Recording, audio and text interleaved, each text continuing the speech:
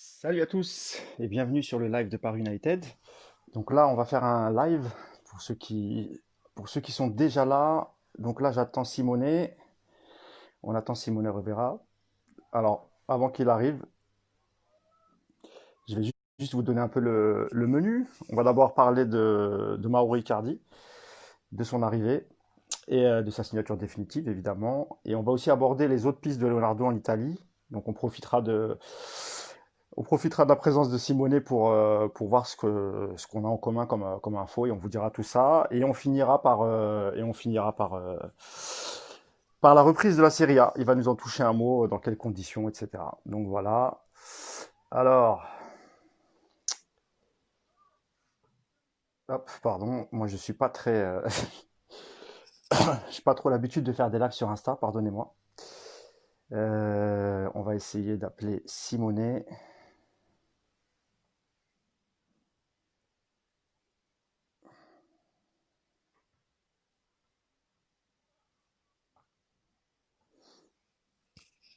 Bon, il y a un peu de monde, ça va, c'est cool. Je vais essayer de lire les messages en même temps.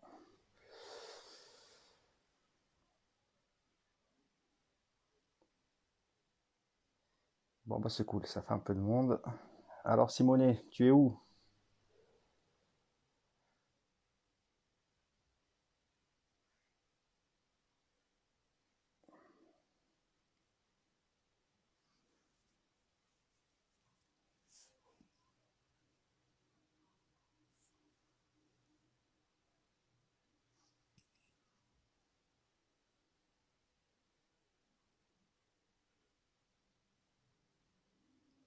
Je t'en prie, Sam Ronaldo.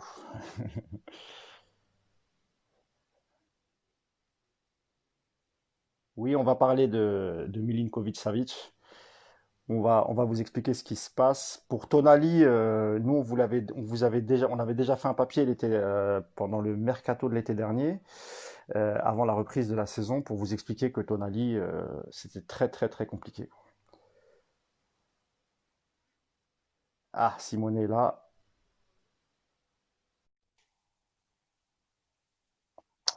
Voilà, arrive, ne vous impatientez pas. Et je crois qu'il est là. Ciao! Alors, je vais essayer de faire comme tu fais à l'after. Ciao, buonasera, bonsoir, Simone.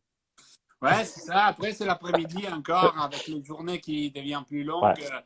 c'est vrai C'est que ciao, buon pomeriggio, bon après-midi. Voilà, c'est je vais pas m'y risquer. Je vais pas m'y risquer. c'est moins beau, hein, c'est moins beau. C'est moins beau. Attends que je m'organise avec les téléphones. Je t'en prie, Simone, je t'en prie. Ça Bon, va? déjà, comment tu vas déjà? Bah, écoute, je vais bien, je vais bien. J'ai hâte d'arriver au 3 juin quand ça réouvre l'Italie. On peut aller partout, on peut sortir de nos régions. J'ai hâte. J'ai hâte. Ouais, bah, j'imagine, parce que j'avais suivi un peu tes lives pendant en plein cœur de la crise en Italie, et c'est vrai que toi et tes compatriotes, vous êtes passés vraiment par des phases très, très, très, très, très difficiles. Et je Ouais. t'avoue, franchement, que quand j'ai su récemment que l'Italie allait reprendre, bah, gros ouf de soulagement parce que j'y croyais pas du tout, Simone. Vraiment, je me suis dit si la France arrête, je vois pas comment l'Italie peut continuer. Bah, bravo à vous, chapeau. Écoute, il y a eu un début compliqué, c'est vrai, les premières phases, les premiers jours, quand tu sais pas où tu vas, ou tu sais pas qu'est-ce qui arrive à toi, au pays, à la Ouais, famille. Donc, c'est vrai qu'il y avait énormément d'inquiétudes pour la vie. Après, il y a eu des inquiétudes pour la situation économique, il y en a encore énormément. Et après, aujourd'hui, on s'est rendu compte que les choses vont mieux et on peut envisager à petit de reprendre la vie, de retrouver les petits plaisirs au quotidien. C'est étrange de parler de penser aux petits plaisirs quand il y a eu des milliers, des ouais, dizaines, des milliers de morts, mais voilà, donc il y a aussi heureusement des millions, des dizaines de millions de ouais. personnes qui sont vivantes en Italie et qui ont besoin de reprendre à vivre, à travailler et sortir à un niveau aussi mental de cette cauchemar. Et voilà, le football, c'est quelque chose qui va faire énormément tout bien au pays. Ouais, Au-delà du ouais. débat, il faut reprendre, il ne faut pas reprendre. Il y a les ultras qui ne sont pas d'accord. Comme en Coupe France d'ailleurs, comme en France. Hein. Je sais pas si tu as suivi, mais les ultras français, même ceux du PSG, hein, n'étaient pas du tout pour la reprise du foot. Après, voilà, je peux comprendre aussi, c'est un point de vue. Le football, c'est pas seulement un sport, on le sait très bien, c'est plein de choses, c'est des entreprises, c'est une business incroyable pour les clubs même, pour l'État qui gagne énormément avec les impôts de clubs, pour les télévisions, pour tous ceux qui travaillent autour de foot. Donc, Évidemment. comme toutes les entreprises doivent reprendre, et même les footballs entreprises doivent reprendre et voilà, c'est Ok, normal. si vous voulez. Bah, de toute façon, on abordera en fin de live le sujet de la reprise en Serie A et tu nous donneras quelques infos là-dessus. On va Ok, démarrer par la formation la plus fraîche. J'allais dire ton compatriote, mais presque. Il est argentin, mais il est tellement italien, Mauro Icardi. Finalement, je vais te laisser la parole dans 2 minutes, mais finalement, c'était pas si compliqué que ça. Et encore mieux, Leonardo a réussi à faire baisser le prix. Je pense que la crise sanitaire il a joué pour beaucoup. Et moi, j'avais aussi une question, c'est ce que les infos que nous, on avait sorties, c'est que dernièrement, la Juve n'était plus aussi intéressée, que finalement, Leonardo avait été quasiment seul, enfin, le PSG était quasiment seul club positionné sérieusement sur Icardi, étant donné qu'il avait déjà l'option d'achat. bah alors que la piste Juve était très compliquée, oui, que la Juve regardait quand même qu'est-ce que s'est passé en cas d'échec dans les négociations entre PSG et Inter, oui. Après, il faut dire que la situation globale et donc économique qu'on vit aujourd'hui a créé une autoroute, je peux dire, pour les Paris Saint-Germain. Et autoroute dans laquelle Leonardo, qui conduit très bien la voiture, déjà la conduisait bien avant, avec son C'est retour, vrai. j'ai vu qu'il est toujours les meilleurs à conduire la voiture PSG. Il a fait son travail, il a fait son travail. Euh, c'est compliqué au final de s'exprimer de façon sur les prix d'achat, etc. C'est vrai, tu l'as dit. La situation économique a changé et la situation économique arrive d'une situation mondiale sanitaire sur laquelle on a déjà parlé, sur laquelle on parlera. Mais donc voilà, c'est une bonne affaire, oui, évidemment. C'est que c'était les prix de Mauro Icardi en août ou l'année dernière.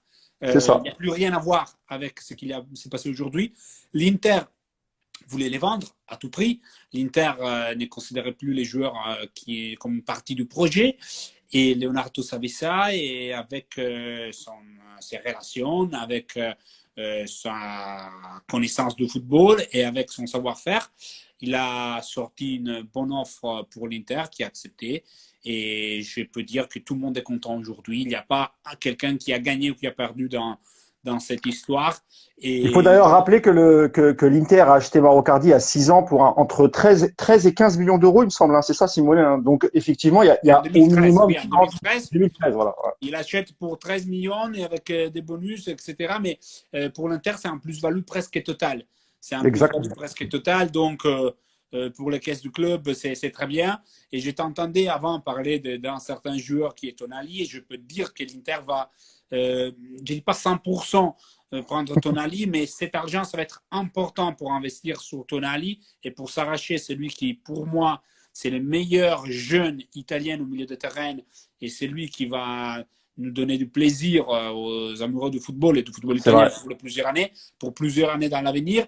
Peut-être déjà pour la sélection, on verra l'Euro 2021. Ça ne serait pas une surprise de le voir, pas seulement dans les 23, mais pour moi même des Titulaire, titulaires. carrément, quoi. Oui, moi, écoute, les derniers joueurs pour lesquels j'ai eu un tel coup de cœur s'appelaient Marco.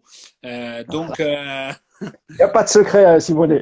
voilà, l'Inter avait Mais tu besoin sais, d'un Tonali, attaquant. quand Leonardo est arrivé, Simone, l'été dernier, euh, le premier tweet que j'avais fait peu de temps après son arrivée, c'était en espérant qu'il fonce sur Sandro Tonali. Et moi, je m'étais un peu renseigné de mon côté et on m'avait dit Tonali bougera pas de Brescia cette saison parce que son objectif, c'est de participer à l'Euro. Alors, on était bien avant l'annulation, enfin le report de l'Euro, mais son objectif, c'était de jouer une saison complète en Serie A avec Brescia pour pouvoir être appelé pour disputer l'Euro 2020. Et quoi qu'il arrivait, il serait pas parti de Brescia cette saison. Et son objectif, évidemment, c'est d'aller dans un club avec un peu plus d'ambition, mais rester toujours en Italie. C'est quelqu'un qui est très attaché à son pays. On est d'accord, Simone? C'est vrai, c'est pour ça que j'ai dit j'ai dit l'Inter, il y a la Juve aussi sur le dossier. Les autres Ouais. clubs, tu m'as dit aujourd'hui, Cellino, en Italie, c'est très compliqué. Ce serait presque, peuvent pratiquement rêver d'arriver à Tonali, mais c'est impossible. Paris suit les dossiers. Il y a cette phrase qui a dit Cellino qui n'a pas de langue de bois en disant que Nasser Al-Khelaifi lui envoie des textos. Bon, selon mes infos, c'est vrai. Nasser Al-Khelaifi envoie des textos à Cellino. Il est vraiment chaud pour ses joueurs. Mais au-delà de ça, c'est toujours compliqué quand un joueur a 18, 19, 20 ans de faire un gros pas, surtout des joueurs italiens. Dans d'autres pays, c'est différent. Les jeunes français partent à l'étranger sans souci quand ils sont très jeunes. En Italie, il y a encore cette relation très forte entre les joueurs et son championnat. Et c'est Panassar qui, Marco, était une des rares joueurs qui sont partis très très jeunes. Il y a eu d'autres dans les passés. Je pense à Giuseppe Rossi, à Lupoli, mais bon, c'était presque une autre époque. Et, Ouais. et voilà, donc l'histoire Tonali, pour moi, a des fortes chances de se terminer, de continuer en Italie et l'histoire de Mercato de se terminer dans un club qui soit D'ailleurs, d'ailleurs, d'Europe. Brescia pourrait le regretter parce que en vérité, Tonali, si lui acceptait d'aller à l'étranger, sa valeur augmenterait encore plus. Parce que je sais qu'entre clubs italiens, les prix, en tout cas, on essaye de pas trop s'allumer entre clubs italiens. Par contre, dès que c'est pour l'export, pour un autre pays ou un autre championnat, évidemment que Tonali, tu peux viser les 65, 70 millions facile, hein. Ce que disait Cellino aujourd'hui, que l'offre Bien du sûr, il a Barça raison. était 65. Après, j'ai l'impression que voilà, que Barça est prêt à offrir des gros contrats et des grands prix de transfert à tout le monde. Avec quel argent, Simone? Avec Ils l'argent, veulent, ils veulent Lautaro là, Martinez, ils veulent Tonali. Alors comment? j'ai discuté avec quelqu'un de Barcelone il n'y a pas longtemps sur la masse salariale et il me disait hey, en effet, nous aussi on se pose la question, nous on est proche du club, mais comment font à payer tout cet argent-là? Ils sont en train de chercher de brader certains joueurs cet été, ça, en sachant Ouais. que ça va être pas simple. Ils ont Les prêté Arthur, les beaucoup d'argent. Pedro, tout ça, ouais, ouais. Et Arthur, c'est encore quelqu'un qui gagne pas beaucoup parce qu'il gagne environ 2 millions et quelque chose en Pour Catalogne une année. et la Juve Ouais. offrirait les doubles. Donc, les gros salaires sont d'autres, les Dembélé, les Rakitic, les Vidal, voilà. Je suis D'ailleurs, curieux, je suis curieux de voir ça. Ouais, pour revenir sur Icardi et la Juve, Oui, moi je sais aussi que la Juve a quelques problèmes économiques comme tous les clubs en ce moment, mais ils ont aussi une grosse masse salariale. Alors on peut citer De Ligt, on peut citer Adrien Rabiot même, on peut citer évidemment Cristiano Ronaldo. Donc moi j'imaginais mal, que dire, vu que ça il y en avait a Pjanic aussi, Pjanic est sur les 7 millions Pjanic, ouais, aussi, qui avait donc renouvelé, ouais. c'est Et important. donc je me disais c'est peu probable que la Juve puisse offrir à Icardi les 10 millions qui étaient promis par le PSG. Voilà, voilà. Dybala, il gagne 7 millions et demi. Higuaín les mêmes. Eh oui, Sur, il y a les salaires. XXL de c'est Cristiano ça. à 30 millions. Euh, donc voilà, offrir un tel salaire à Mauro aurait été compliqué. Je suis aussi d'accord sur ça, sur le fait que les salaires quand même étaient négociés avant et il y avait même l'intérêt, je l'avais dit à l'after il y a quelques jours, pour moi du clan Icardi, il y avait même l'intérêt de s'assurer un si bon salaire parce que dans les négociations qui vont à venir cet été, et on verra quand il y aura un mercato qui explose vraiment, est-ce qu'on aura encore des joueurs avec des salaires à 10 millions comme ça, sans être... parce que Mauro, c'est un excellent joueur, mais il ne s'est pas encore imposé en disant Mm. un leader en Ligue des Champions, dans des matchs importants, dans des matchs décisifs ou avec en continuité en Ligue des Champions. Compétition qui a Mais fait plutôt c'est aussi bien l'année dernière avec l'Inter et plutôt bien cette année avec Paris. parce que l'Inter, quand il a passé 6 ans, il me semble qu'il n'a pas disputé beaucoup avec l'Inter, la Ligue des Champions. Il a fait une année l'année dernière Voilà. et ils ont été éliminés en phase des poules. Donc, il avait fait des buts, il avait marqué face à PSV, face au Barça, il avait marqué face à Tottenham. Donc, il avait marqué, même dans des matchs importants. Mais au-delà de ça, pour arriver à gagner une telle salaire, je pense après cet été, il faudra beaucoup plus. L'année dernière, quand elle a été négociée, cet contrat, c'était important, intéressant. Il y avait aussi un travail en prospective parce que c'est un contrat de 10 millions qui commence cette année, la saison prochaine, on peut dire. Cette année, il avait encore le même contrat qu'il avait à C'est l'Inter. 8, il me semble. Il me semble Ouais, qu'il était à 8 en prêt, ouais, 8 millions. oui, oui, oui. Donc, voilà, on verra. Je suis très content pour le PSG qui récupère un joueur que j'aime beaucoup, avec un joueur duquel j'ai parlé très bien déjà dans les passés plusieurs fois. Ça suffit d'aller voir les Ouais, vieux c'est vrai. lives de l'after, les comparaisons quand je disais qu'il est un mix. Il a des qualités de Crespo, des qualités de Trezeguet, des finalisations excellentes. Euh, on verra, on verra. Est-ce qu'il peut Et être c'est leader du PSG? On verra. c'est exactement ce qu'il a fait cette saison, d'ailleurs, en renard des surfaces. La plupart de ses buts dans la surface de réparation. Et c'est vrai que le parallèle avec Trezeguet est très intéressant parce que ils ont tous les deux ce côté renard des surfaces, mais pas que. Parce qu'on a pu s'apercevoir cette saison que Mauro Icardi était aussi quelqu'un de très technique. Il nous a fait des gestes et notamment quelques passes décisives. Non, non, C'est mais pas simplement. techniquement, C'est un très c'est très bon. aussi très bon. L'avenir, on dira qu'est-ce qui se passe dans la balance avec les départs pratiquement sûrs, je dirais, de Cavani, De Cavani, oui. Ouais. qui va être libre à la fin de la saison. Déjà, je me pose la question, qu'est-ce qui va se passer après le 30 juin si les paris va reprendre? Il y aura vraiment une reprise de la Ligue des Champions. Là, il y a un point d'interrogation énorme pour moi, pour tout ce qui concerne les contrats. Bah, c'est vrai que les dates de mercato, y a pas eu de communication encore de la part de l'UEFA pour les dates de mercato. On ne sait Et, pas encore si ça va être comme d'habitude ou si ça va être reporté, pardon. et On n'a pas après, il plus faut voir d'infos pour l'instant. Ouais. les joueurs qui sont en fin de contrat, qu'est-ce qu'ils vont faire? Est-ce qu'ils vont prolonger de Exactement. quelques mois? On peut dire avec un accord que la UEFA devrait acter Ouais. entre club et joueurs si tout le monde est d'accord pour finir la saison, c'est-à-dire jouer à la Ligue des Champions. Mais c'est pas simple parce que qu'est-ce que tu fais? Tu t'entraînes avec un club qui, en même temps, commence une autre saison dans laquelle tu ne seras pas, mais tu finis la Ligue des Champions avec ce Parce club. que tu es inscrit, exactement, parce que tu es inscrit sur la liste des Ligues des Champions, C'est mais un paradoxe, hein. Pour moi, ouais. c'est un C'est vrai que paradoxe. pour l'instant, c'est le flou et il n'y a pas de communication. Alors que ce soit les ligues en elles-mêmes ou que ce soit évidemment l'UEFA. Il y a pas de communication encore sur les dates de mercato parce que effectivement, comment un joueur qui est engagé encore en Ligue des Champions dans son propre club peut négocier avec un club sur peut-être qu'il risque peut-être de rencontrer. On peut prendre par exemple l'exemple de Cavani. Imaginons qu'il a un accord finalement avec l'Atlético. Comment tu fais si tu retrouves l'Atlético en quart de finale ou c'est très particulier en fait. Ben, surtout que tu dois prolonger pour 2 ou 3 mois ton contrat. À faire un C'est pas avenant, cadeau. etc. C'est pas un cadeau cette situation et ça va C'est être. clair. Ouais. Aujourd'hui, on s'est concentré sur la reprise, comment le foot va reprendre, quand va reprendre, où va reprendre. Ces détails, c'est quelque chose dont on commence à parler beaucoup en Italie parce qu'il y a certains joueurs, je pense à Kulusevski, qui est une des révélations de cette année, qui joue à Parme, mais il a déjà été acheté en janvier par la Juve, mais prêté jusqu'à la fin de la saison à Parme. Qu'est-ce qu'il va faire? Il va terminer la saison avec Parme, il va commencer à s'entraîner avec la Juve. Est-ce que la Juve veut prendre le risque de le voir terminer la saison quand il aurait les Et se trois de les blesser. garder à côté? Et s'il se blesse? Il y a plein de questions sur ça et c'est le vrai flou qu'il y a aujourd'hui sur un niveau juridique contractuel sur la reprise. Il y a aussi une question que se posent beaucoup de supporters parisiens. Moi, j'ai un peu la réponse. Je pense que tu l'as aussi.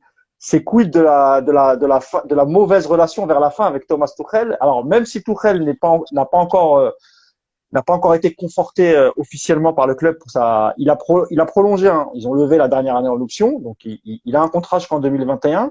Moi, les informations que j'avais avant le Covid, c'est que Leonardo voulait absolument placer un de ses entraîneurs, sauf qu'à Doha, on a dit à Leonardo, t'as carte blanche pour les joueurs, mais nous, on veut quand même garder la main sur les entraîneurs. Et il semblerait que d'un côté, Leonardo pousse Doha pour arrêter le contrat de Tuchel, donc à la fin de la Ligue des Champions, pour pouvoir faire venir. Alors, tout le monde sait qu'il y a un entraîneur italien qui a remporté beaucoup de titres avec la Juve, qui a aussi entraîné le Milan et d'autres clubs. On parle de Massimiliano Allegri. Donc, c'est vrai que la question se pose parce que il y a un moment, Icardi, il était plus très chaud par rapport à Tuchel. Est-ce qu'il a eu des garanties? Euh, Et ça, Belle c'est la question. question que tu me Je ne sais poses. pas. Belle question que tu me poses. Je parlais hier soir à la télé italienne et on me disait, mais qu'est-ce qui se passe maintenant avec les Paris Saint-Germain? Justement, on me posait la question sur Allegri. Ma réponse a été, bah écoute, je vois pas l'avenir, mais je peux penser et je peux dire que les rachats définitifs de Mauro Icardi, c'est pas un cadeau pour Tuchel. Ça, c'est pas un cadeau pour moi. C'est pas un indice qu'on a sur l'avenir. Là, encore une fois, il y a un discours au-delà de ce que veut Leonardo, ce que veut Doha. Tu as dit des choses sur lesquelles je suis d'accord 300%.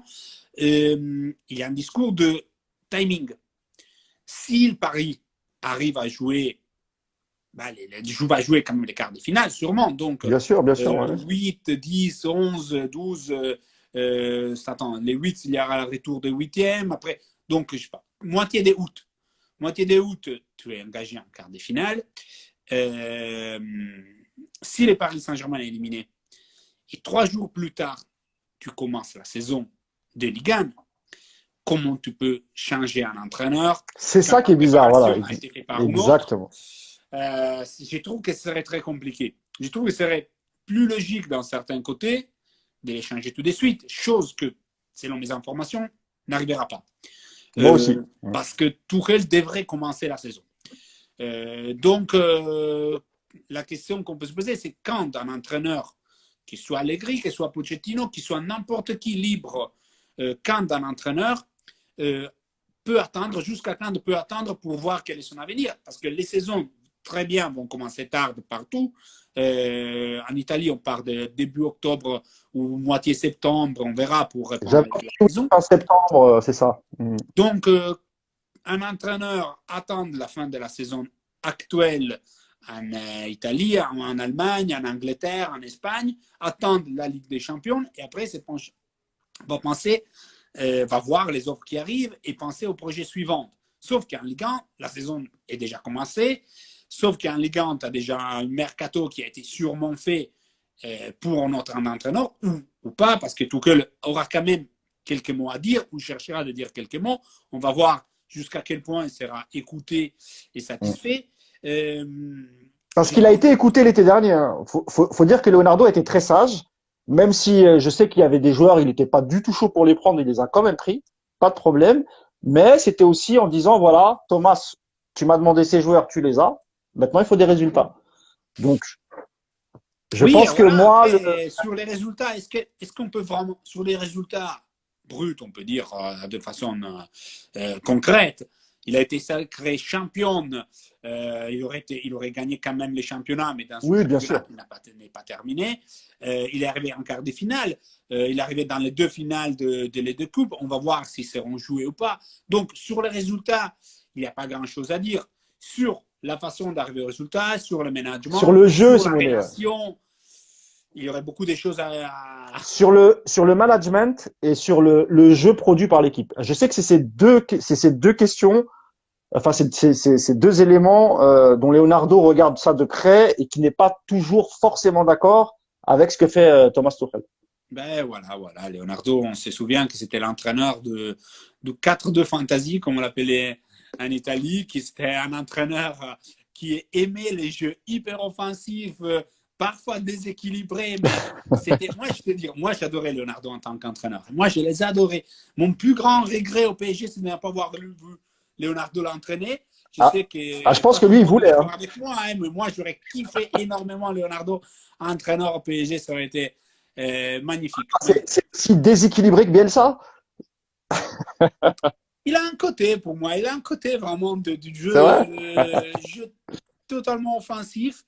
Je parlais avec certains de ces joueurs au Milan qui racontaient ça quand RMC a fait les documentaires sur Leonardo, qui étaient très intéressants, je trouve, et te disait que lui, il avait vraiment c'était focalisé sur le jeu offensif. Il avait des excellents assistantes qui travaillaient sur les travaux défensifs.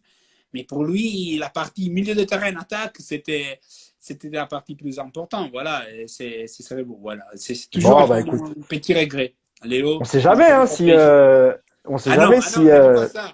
Ne dis pas ça. Je pense que la période est passée. La période oui, je pense aussi. Ouais.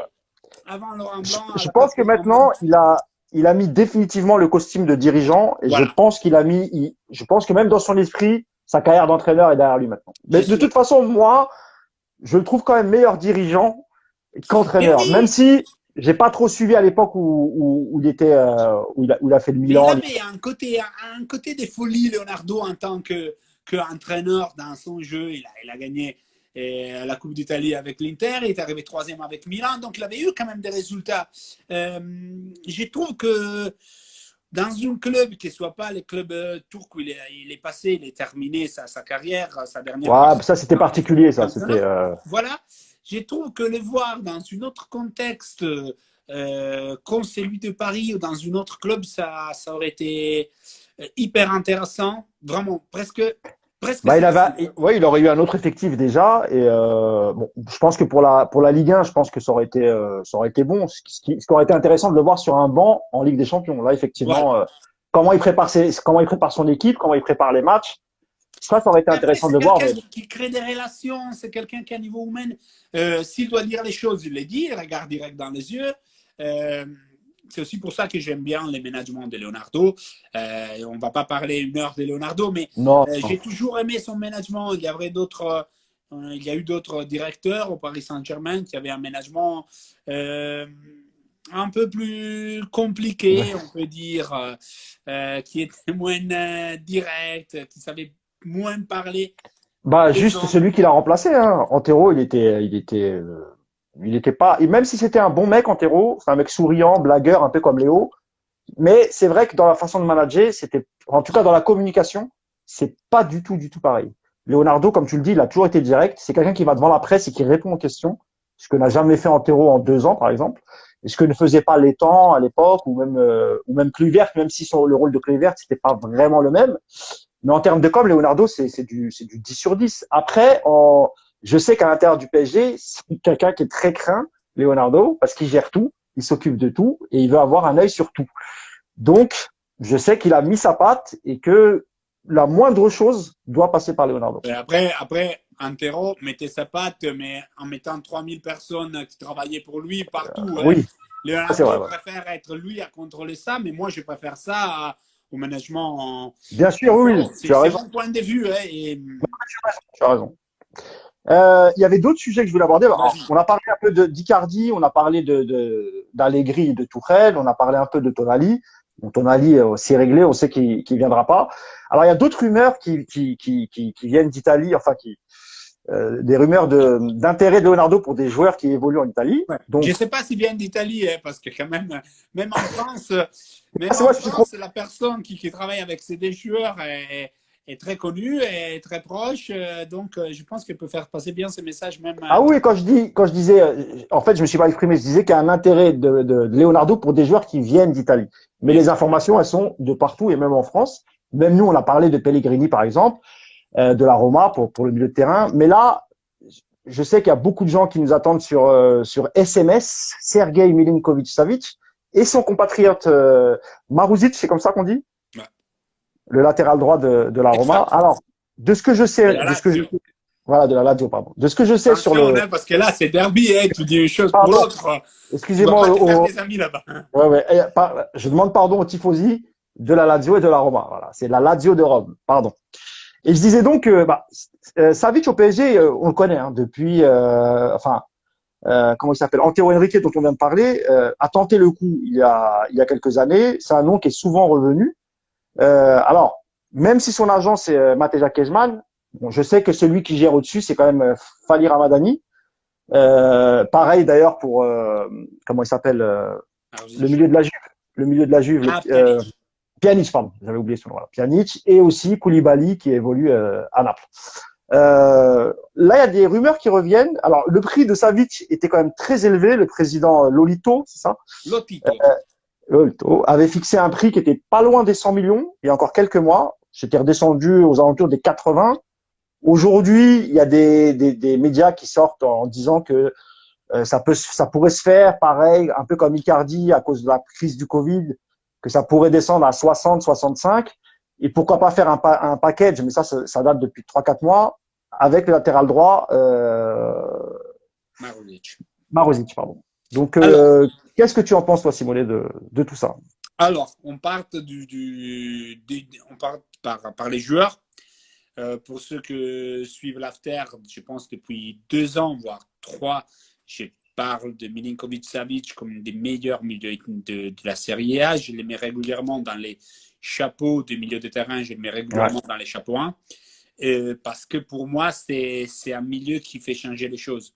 C'est pas un milieu de plus au milieu de terrain, c'est pas un joueur qui fait de la quantité, c'est pas un joueur qui vient pour être titulaire et stop, c'est un joueur qui change les choses, qui change les poids, qui a une équipe sur le terrain, qui peut déterminer les matchs, qui s'allume souvent dans les gros matchs. C'est pas peut-être cette année un milieu qui va marquer 15 buts, il a marqué beaucoup moins que dans les passés parce qu'il joue un peu plus bas, parce que Simone Inzaghi a libéré un peu plus Luis Alberto, autre superbe milieu à niveau technique. Inzaghi qui joue avec une défense à 3, on est d'accord Avec un défense à 3, on arrivera sur ce point-là parce que ça compte beaucoup, surtout pour ce qui concerne Maruzic.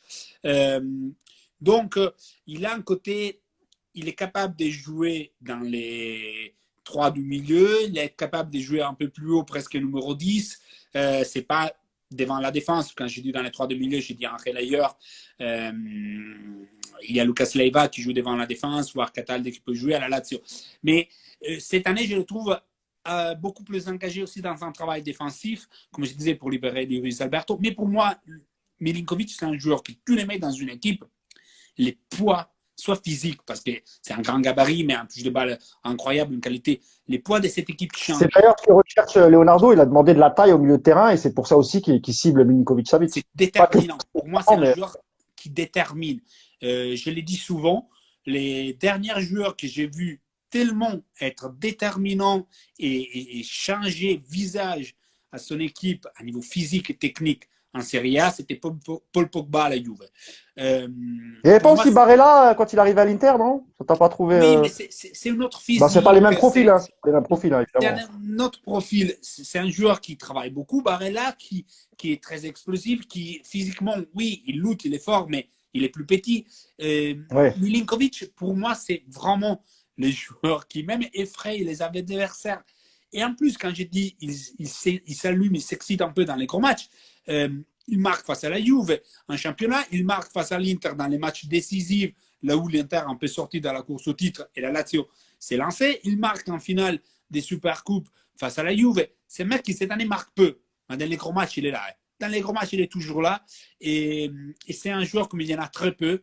Et surtout, il n'y en a pas sur les marchés. Or, la question c'est, est-ce que Milinkovic-Savic est sur les marchés? Ben, pour le titre, non. Il a un contrat jusqu'à 2024. C'est le deuxième meilleur salaire de la Lazio derrière Immobile. Lui, il gagne 3 millions. Je pense qu'Immobile est sur les 4. Donc, le Tito doit les vendre. Il n'a pas vendu jusqu'à maintenant. La Lazio va sûrement disputer la Ligue des Champions la saison prochaine. Il est en train de lutter pour les titres. Oui, parce qu'ils sont troisième actuellement, la Lazio. C'est deuxième en point derrière la Juve. C'est deuxième en point derrière la Juve. Donc, ah oui, l'Inter est repassé troisième du coup. Hein. Oui, oui. Donc la question c'est, s'il demande à partir, si le Tito décide qu'il peut partir, il va partir à un prix que le Tito va fixer. On l'a dit, le mercato va changer avec le Covid, bien sûr, mais le mercato va changer pour moi surtout pour le club qui doivent vendre, comme était l'Inter dans le cas Icardi, et pour le club qui veut l'acheter, évidemment. Sur un club qui n'a aucune intention de vendre, qui a toujours gardé ses meilleurs joueurs, sauf certaines situations, mais là aussi, la Lazio, quand il a voulu vendre, il a vendu toujours bien, et les joueurs qui voulaient quand ils voulaient, sauf les joueurs qui sont partis libres, comme De Vrij pour l'Inter, parce qu'il y a eu des fins de contrat, ça peut arriver. Regarde, Keita parti à Monaco pour 30 millions. Il avait, je pense, encore un an de contrat derrière. Donc, là aussi, une énorme opération de la Lazio. Biglia, quand il est parti au Milan, je pense que c'était une vingtaine de millions aussi. Et donc, et c'était plus très, très jeune. Pour Milinkovic, il faudra quand même faire une belle offre. L'idée du paquet, je vais te prendre Milinkovic et Maruzic.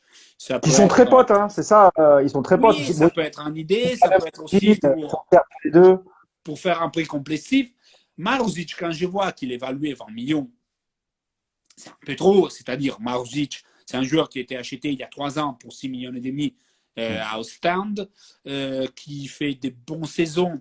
Cette année, il joue 10 matchs, il a eu beaucoup de blessures. Il a arrêté toute l'Europa League parce que les premières 3 matchs, il était suspendu. Après, il était blessé. Et du coup, il joue plus haut. Vu qu'il y a une défense à 3, il joue beaucoup plus haut sur le terrain. Ce il, serait, il il peut faudrait jouer qu'il un peu tape. partout parce que dans les passés, il a joué même à gauche. Avant Mm. d'arriver à la Lazio, je pense dans son premier club, il jouait même à gauche. Il peut jouer allié, il peut jouer milieu de terrain. Mais c'est un 3-5-2, c'est le latéral droit. C'est pas un défenseur à 4. Donc, prendre Maruzic peut avoir une idée si on dit PSG va jouer à 3. Parfois, il joue à 3. Euh, Plus la saison dernière, en effet, avec Tourelle, moins cette saison. Hein. Voilà, Avec 4 places. Allegri a joué à 3, si je dois penser à un éventuel arrivée d'Allegri. Au début, à la Juve, quand il prenait l'héritage des Conte, et jusqu'à quand la BBC, Bonucci Barzani et Chiellini étaient au top niveau, c'est pas un fondamentaliste du 3. Je sais pas. Maruzic peut être une option en plus, en sachant que le PSG va perdre Meunier. Mais est-ce que c'est les remplaçants idéal dans l'idée d'une équipe qui peut jouer à 3 ou à 4? Je ne sais pas. Il ne sort pas d'une super Pour saison. moi, C'est pour ça que quand je vois un prix à 20 millions, je dis OK, et c'est une enveloppe où il y a globalement pour moi quelque chose qui va d'un côté ou de l'autre. ouais, ça pourrait être genre 65 pour Savic et peut-être 15 Oui, quand en vérité, pour moi, Maruzic. là, Ouais. les prix peuvent être 80 et 10. Hein, mais tu fais 90 total et tu dis que c'est 60 et 30. Bon, écoute, ça. D'ailleurs, sur Lotilo, enfin, sur le président de la Lazio de Rome, pardon, sur le président de la Lazio de Rome, on pourrait faire aussi un parallèle avec je trouve qu'il ressemble beaucoup au président de Naples dans sa façon de gérer les achats et les ventes de ses joueurs. Oui, oui, vrai, c'est un président qui contrôle tout, un peu comme De Laurentiis. De C'est un Laurentiis, ouais. président qui, c'est un président qui est un peu volcanique, qui a ses côtés très explosifs, même dans les médias. Parfois, il part avec des déclarations.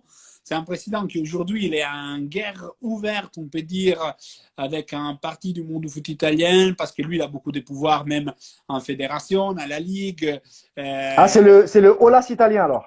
c'est pas un Olas italien. C'est pas un Olas italien parce que Olas, pour 30 ans, il a été Ouais, l'homme qui décidait tout. Lui, c'est quelqu'un qui monte à niveau des pouvoirs dans les instances italiennes, mais la chose n'est pas très aimée par les autres présidents. Il y a souvent des prises de bec entre Agnelli et ouais, Lotito. Agnelli. Donc, il y a un peu en guerre. Juvelaz, c'est un peu Agnelli Lotito, c'est un peu la Olas héros d'aujourd'hui en France. D'accord, ok. Et D'accord, ok. voilà, c'est un peu. Comme ça, au moins, c'est plus clair. Ouais. Je vois ce que tu veux dire. Ouais.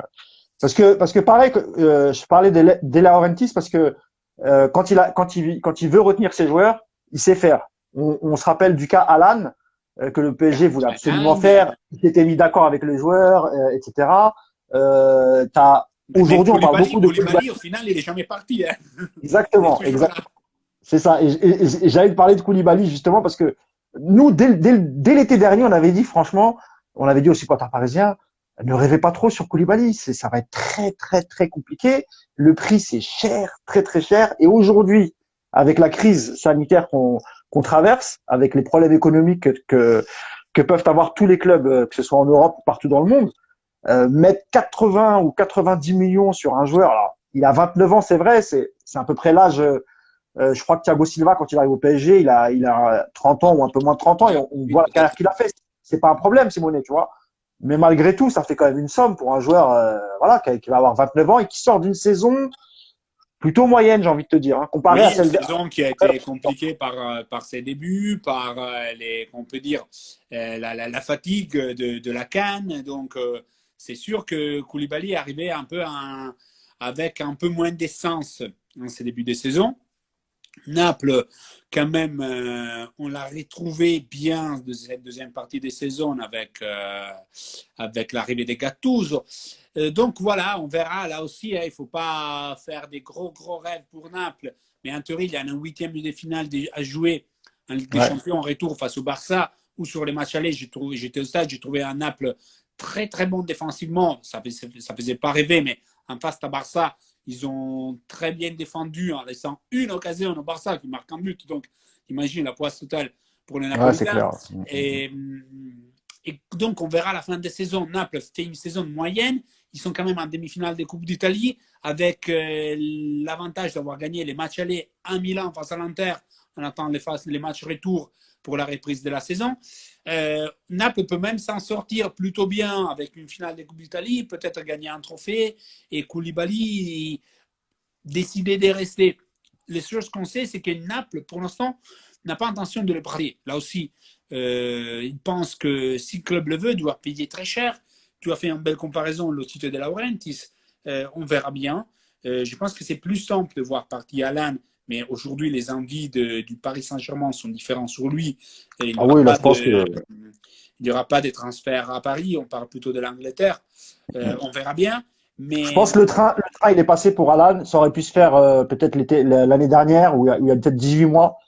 Je pense qu'aujourd'hui, je pense que Leonardo il cible d'autres joueurs, parce que tout à l'heure on parlait un peu des milieux de terrain, mais on n'a pas parlé de Pellegrini de la Roma cette fois-ci, oui. pour insulter personne. Donc il regarde aussi de ce côté, parce que on parlait un peu tout à l'heure, tu sais, de l'économie, et est-ce que le club donnera encore, le PSG donnera encore des salaires comme il vient de donner à Mauro?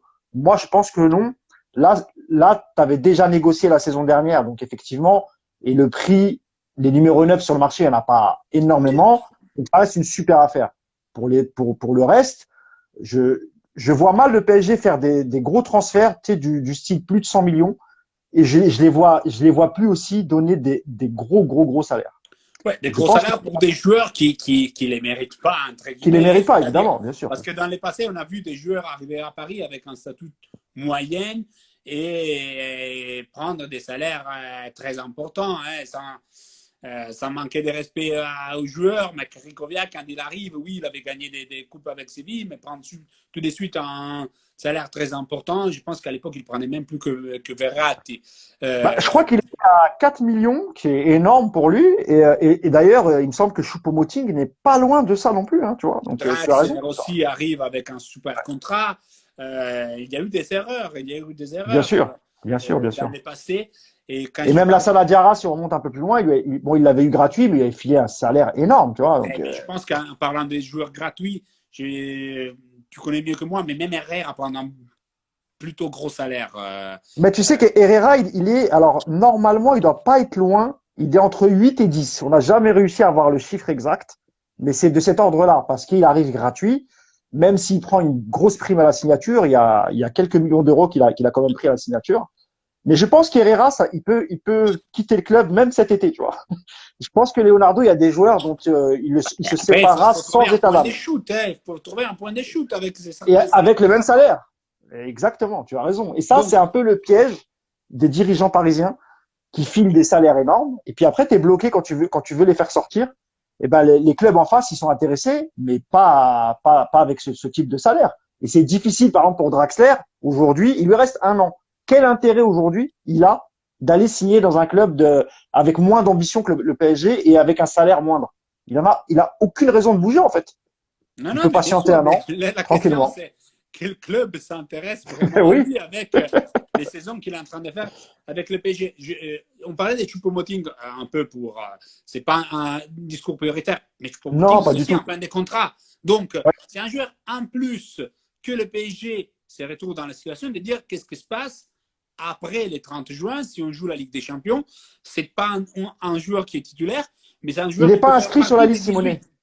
Mais il n'est pas inscrit sur la liste de la Ligue des Champions. Ok, ok, parfait. Donc Voilà. lui, je pense que Ça, le je ne le problème se savais pose pas. pas. Ouais, ouais. Ça, c'est En bien, au fait, moins. ouais. Ouais, ils l'ont retiré, Ouais, de la ouais, ouais, liste. ok, ok, parfait. Donc lui, je pense que c'est réglé. Écoute, je pense que sur le mercato, on a fait le tour. On a parlé un peu de tous les joueurs qui étaient ciblés en Italie. Pjanic, il me semble que c'est plus d'actualité, même si c'était très chaud à un moment. J'ai l'impression que Pjanic, c'est Alors, pour l'instant, la Juve veut faire ses deals avec le Barça pour Arthur. Les ouais. joueurs brésiliens n'est pas convaincus. Barça, quand même, voudrait faire ses deals parce qu'ils sont intéressés à Pjanic. Et surtout, Arthur, ça n'a pas été un grand succès pour l'instant au Barcelone. On verra. Si les joueurs continuent à refuser l'échange, pour les Barça, c'est une belle opération même économique parce que quand même, ils font des plus-values, les bilans. Il faut toujours penser à ça aujourd'hui. Bien Comment les sûr, clubs vont mettre, vont régler leur bilan avec des plus-values, des échanges, mais un joueur évalué 70 et une autre évaluée 70, ça va ajuster les bilans parfois à ce chose que peut-être les supporters n'acceptent pas, parfois ne comprennent pas, mais il y aura des besoins qui vont au-delà du sportif dans ces mercatos, avec les pertes que tous les clubs auront sur ces bilans comptables 2019-2020 suite aux pertes, manque de gains pour les droits télé, pour les droits ah, Ligue des Champions peut-être, pour et même les sponsoring, les les partenariats prix. économiques, etc. Ouais, bien sûr. Donc voilà. Donc Pjanic, ça reste un joueur qui devrait sortir de la Juve, qui n'est plus en priorité, qui n'est plus au centre du projet de Maurizio Sarri, et que la Juve cherche de trouver une solution à l'étranger. Chelsea, Barça, même Paris, c'était une option. Ouais. C'est vrai que c'est moins chaud aujourd'hui, mais voilà, Mais il y a sait-on tout le jamais. Ramadan derrière, donc il faut faire attention parce que tu peux trouver des solutions importantes. On parlait de cet échange avec Paredes, et je ne suis pas sûr que ce soit très chaud ça arrive pour Paredes, ni les joueurs de Paredes n'est Mais pas je crois que très. Paredes n'est pas chaud du tout pour partir Voilà, du PSG. Tu voilà, vois, c'est pas donc, chaud de partir du PSG, mais à un certain moment, chose que j'ai déjà dit plusieurs fois quand on sera marqué le PSG, est-ce que le PSG a des joueurs aujourd'hui dans son effectif qui peut faire rentrer dans une négociation pour un échange ou pour faire baisser les prix? Non. Non, parce bah, que, de toute façon, tu sais, les joueurs, enfin, je t'apprends rien, Simonet. Tu sais que les joueurs détestent faire office de monnaie d'échange. mais bien Ils se sûr, sentent un peu humiliés quand c'est le cas. Donc, bien c'est sûr. déjà compliqué de convaincre un joueur, tu vois. Mais les joueurs doivent avoir de bons agents derrière qui font Ah ouais. comprendre ces mercatos et les suivants va être très compliqué pour tout le monde, pour les joueurs, pour le club, pour nous les journalistes, parce qu'il faudra parfois jouer au Tetris avec les situations des clubs pour comprendre des choses.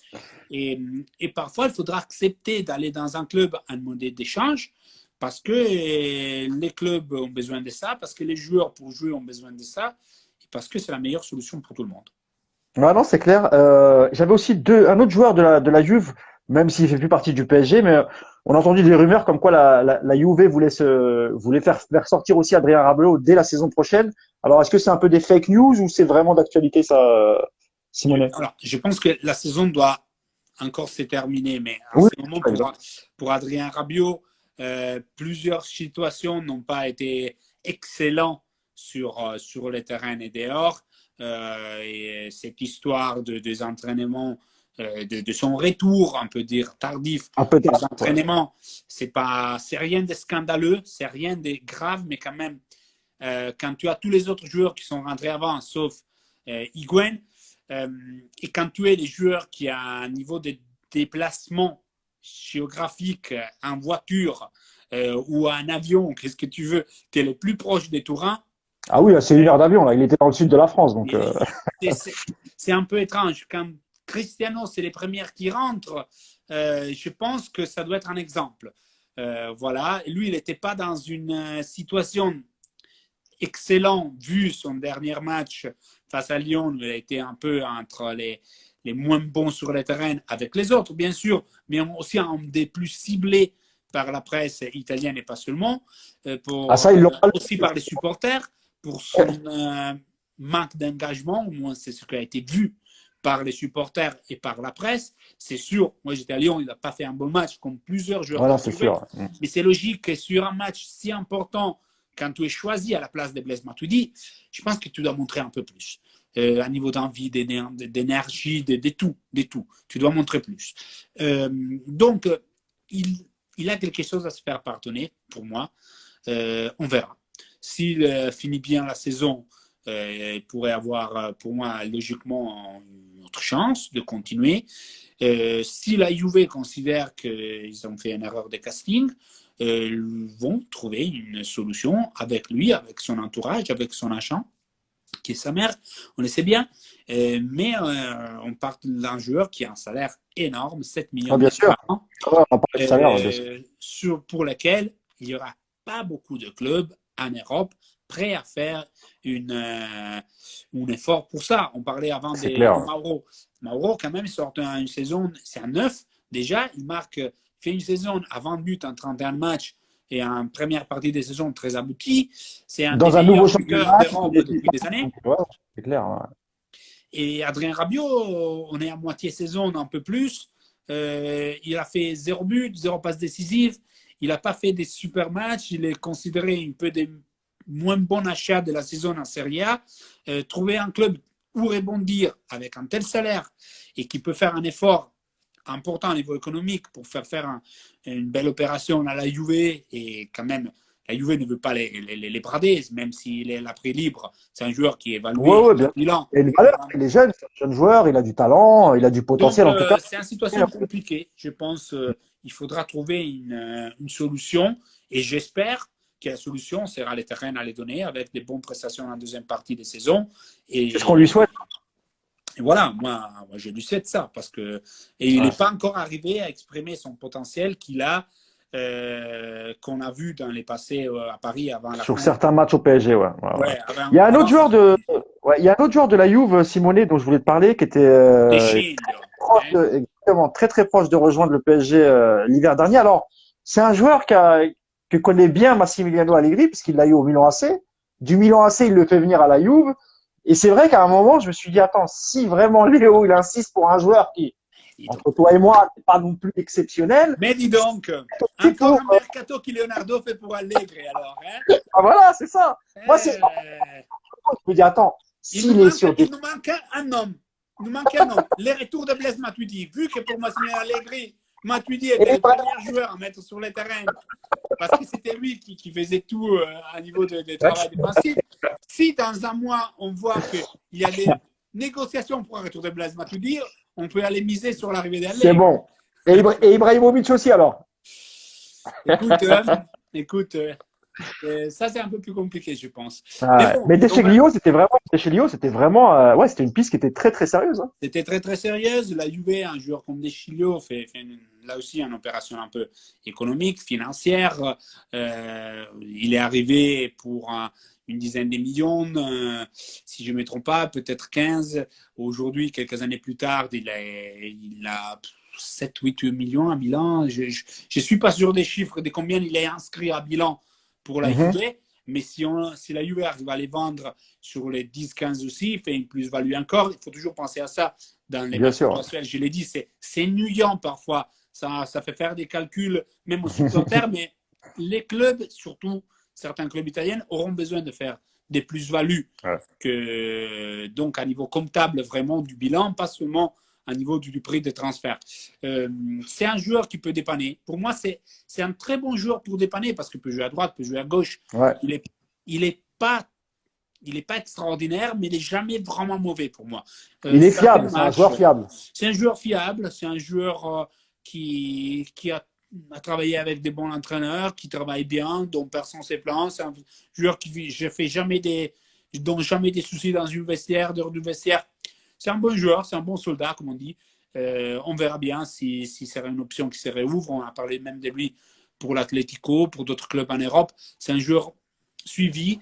Il a un agent qui a des bonnes relations avec Leonardo, là aussi. Donc, on verra. C'est peut-être en piste. On sait que Paris doit quand même aller regarder sur des latéraux. Ça, que ce soit à gauche ou à droite. Ça, quand tu as un latéral qui peut jouer à droite et à gauche, ça peut aider dans la saison. Ouais. Exactement. Ouais, c'est vrai que tu as raison. Écoute, j'ai vu beaucoup de tweets, de messages passer. Pellegrini, oui, il a une clause à 30 millions. Oui, c'est vrai, il peut être payé en 2 ans. Pellegrini, c'est un joueur romain. C'est un Romain qui joue dans la Roma, qui a une relation très, très forte avec ce club. D'accord. Je ne suis pas sûr qu'il veuille partir de la Roma. C'est ça le discours. Après, la Roma risque d'avoir beaucoup de soucis économiques aussi, donc une vente à 30 millions peut être importante aussi pour eux, mais je ne suis pas sûr 100%. Après que même Totti lui a mis un peu pas de pression, mais l'a indiqué comme l'avenir de la Roma, je ne suis pas sûr que Pellegrini veut quitter le club. C'est vrai, c'est plus une opportunité pour la Roma de récupérer 30 millions que le joueur qui est motivé à quitter le club pour aller voir ailleurs, en Et gros. c'est un super joueur, hein, c'est très technique, Ouais, ouais. il a une magnifique vision des jeux. C'est un joueur qui frappe souvent, après il ne marque pas tout le temps, mais c'était toujours un joueur qui frappe beaucoup, qui tente sa chance, qui a une belle frappe, qui est courageux. Moi, je l'aime bien, je l'aime bien. Ok, bah écoute, on a fait un peu le tour du mercato. Avant que ça coupe, parce que les lives ça dure 1 heure, je voudrais un mot de ta part sur la reprise de la Serie A. J'imagine que bon, on en a parlé rapidement en introduction, mais j'imagine que t'es heureux de pouvoir aller de nouveau. Je sais pas ce qui va se passer d'ailleurs pour les journalistes, si vous pourrez, Alors, si vous il y aurez a 10 accès au stade, journalistes. etc.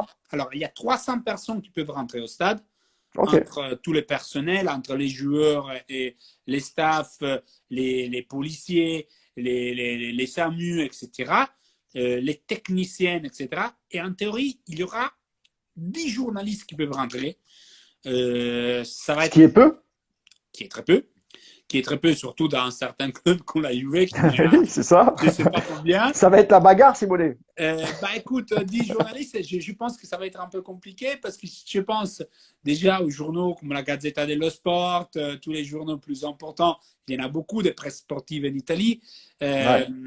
Voilà, on verra si pour les médias étrangers, comme j'ai travaillé pour RMC, il y aura une ouverture, s'il y aura deux joueurs, deux journalistes sur les 10, au moins un pour les médias étrangers, mais je suis à Turin, je suis la Juve, il y a énormément de presse étrangère, même aussi des Brésiliens, des Oui, puis Anglais, c'est une équipe qui est cosmopolite. Du coup, t'as des journalistes portugais qui viennent voir Ronaldo, t'as les Brésiliens qui des viennent voir Rafael, Espagnols qui etc. suivent quand même l'actualité de Ronaldo. Donc voilà, s'il y a une pourcentage pour les étrangers, j'espère de rentrer, au moins un match ou deux jusqu'avant la Bah, je fin te de le la souhaite, saison. ouais. Mais déjà, j'ai hâte de revoir les émissions de télé, de participer aux émissions de RMC pour parler de l'actu du foot, parce Bah qu'on oui. parle Comment énormément de débriefer des passion matchs, de Simonet, football ça nous manque.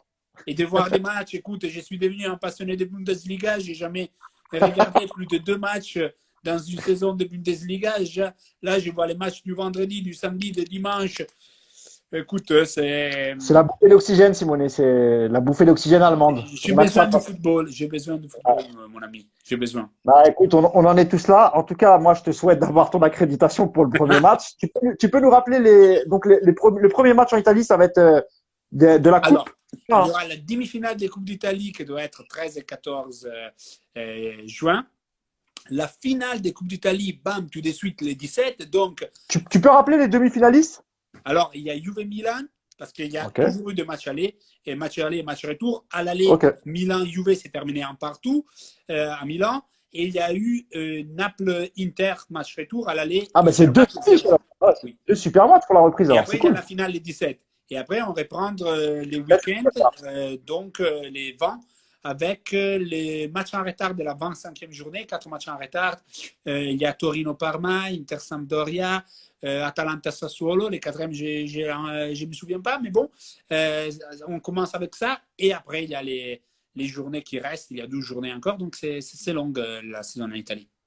Bon, bah c'est top. Moi, je suis content pour toi. Je suis content pour le peuple italien aussi. Ça va faire une sacrée bouffée d'oxygène de revoir des matchs de foot, même si malheureusement, dans un premier temps, ça sera qu'à la télé. Mais j'ai entendu dire que ça commence à discuter dans certains pays pour pouvoir peut-être anticiper dès juillet, peut-être avec un peu de public. Donc, On verra, on franchement, verra.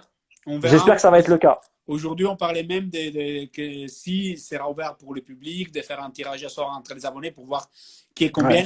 Mais quand même, j'ouvre une petite parenthèse. Quand je vois qu'en bien sûr, je t'en France, prie. les ministres du sport parlent de faire des matchs amicaux en juillet avec du public, mais on ne peut pas reprendre les foot en juillet pour des compétitions officielles. Non, Écoute, mais je pense qu'en Italie, on est un peu mieux. Hein. bah, non, mais vous êtes. Enfin, je pense que vraiment, définitivement, la France n'est pas un pays de foot. Moi, je sais très bien que lorsque le ministre italien a annoncé la reprise de la Serie A, les journaux télévisés ont ouvert sur ça. Ben, Nous, en pratiquement. France, si on avait eu cette annonce, on en aurait parlé à toute fin du journal pendant 15 secondes et basta. La France, c'est pas un pays de foot. Il y a beaucoup de passionnés de foot, mais malheureusement, on n'est pas entendu, on n'est pas respecté. Et ils ont préféré pas prendre de risques, fermer le Voilà, mais championnat. Et finalement, il y a des spécialistes qui avaient dit que peut-être qu'avec l'arrivée, le printemps, ça serait, le virus serait derrière nous. Ils avaient possiblement raison. On voit qu'il y a beaucoup moins de cas aujourd'hui. Écoutez, bien, bravo à vous, bien joué. Et nous, on va encore attendre un petit peu. On Il croise les reste doigts que 15 tout se passe secondes, bien. Simonet. On Ouais, il croise reste les- 15 secondes avant que ça coupe. Je te remercie beaucoup d'avoir accepté notre invitation et j'espère te revoir bientôt au Parc des Princes, Simonet. Bien sûr. Ciao. Ciao! Ciao, À ciao, bientôt, ciao. Simonet. Ciao! Ciao, ciao, ciao.